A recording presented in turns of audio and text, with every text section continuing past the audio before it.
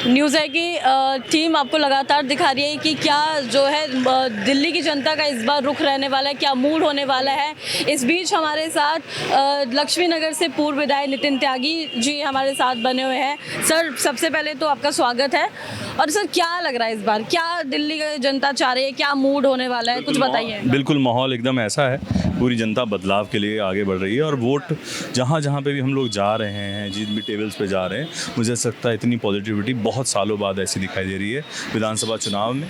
और जो माहौल रहा लोकसभा चुनाव का वो ही दोहराने जा रही है दिल्ली, और बहुत बड़ी बहुमत के साथ में भारतीय जनता पार्टी आएगी। ये जो बहानेबाजों की सरकार है उसे हटा के फेंकेंगे और अब बदलाव आएगा दिल्ली के अंदर। सर, बदलाव तो आपने भी कर ही लिया है, कर लिया था, और इसके बाद आप, क्योंकि आप बेहतर जानते हैं दोनों पार्टी में आप काम कर रहे हैं और एक में आप कर चुके हैं, तो आप जाहिर तौर है कि आप वोट डाल के आए हैं। सबसे पहले तो वो अपना थोड़ा एक्सपीरियंस बताइएगा, क्या आप। मैंने वोट डाला सुबह सुबह, और हमारे तो यहाँ पे ऐसा ही है कि पहले मतदान फिर जलपान, और सुबह सुबह वोट डाल के और अपनी पार्टी की जीत को सुनिश्चित किया है, और आशा करते हैं कि बहुत बड़ी मार्जिन के साथ में भारतीय जनता पार्टी जीतेगी। सर, जो परिवर्तन चाह रही है इस बार दिल्ली, अगर हम कहें तो क्या कुछ परिवर्तन हो सकता है, क्या कुछ चेंजेस आ सकते हैं? देखिए, सबसे पहले तो समन्वय, दिल्ली और केंद्र के अंदर समन्वय रहे। ये जो लड़ाई है, झगड़ा है, ये दिल्ली को कई साल पीछे ले गया है। पिछले 10 साल में जितनी बड़ी बहुमत के साथ में सरकार आई थी दिल्ली के अंदर आम आदमी पार्टी की, वो उसके आने के बावजूद दिल्ली सिर्फ पीछे गई है, सिर्फ बहानों में और प्रेस कॉन्फ्रेंसेस में फंस के रह गई। और मुझे लगता है कि अब दिल्ली का एक स्वर्णिम युग शुरू होने वाला है। भारतीय जनता पार्टी की सरकार दिल्ली के अंदर बनने वाली है, और इसके बाद में केंद्र के साथ में समन्वय रहेगा, और मुझे लगता है एक बहुत बेहतर दिल्ली आप लोग कुछ दिनों में देखेंगे।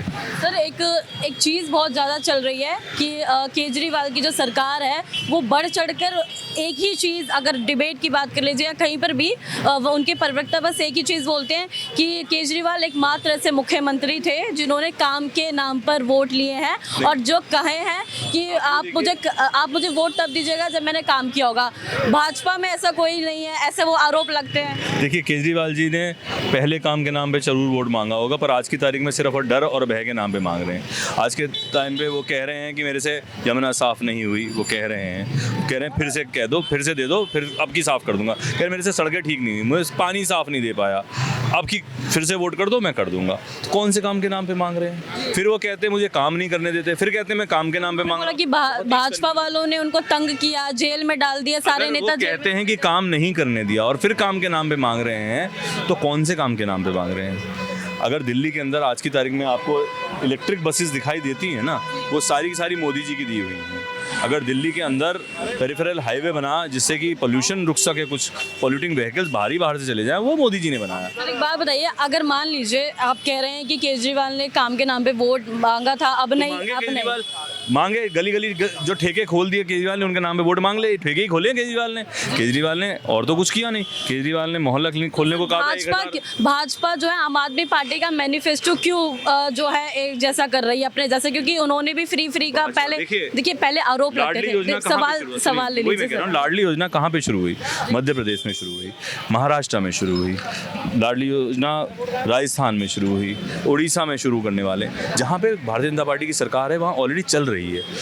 आम आदमी पार्टी ने सिर्फ और सिर्फ झूठ बोला जनता के साथ में कि हम लेके आएंगे, हम पैसे देंगे। मेरा सवाल ये है कि फ्रीबीज का जो आरोप है सिर्फ आम आदमी पार्टी पे क्यों लग रहा है, जब भाजपा भी वही कर रही है। इस बार आप भाजपा का मैनिफेस्टो देखिएगा, वही है सब कुछ, पर रीडिफाइन किया हुआ है उसको। डेफिनेटली जो who get less from God should get more from the government, ये एक मान्यता है।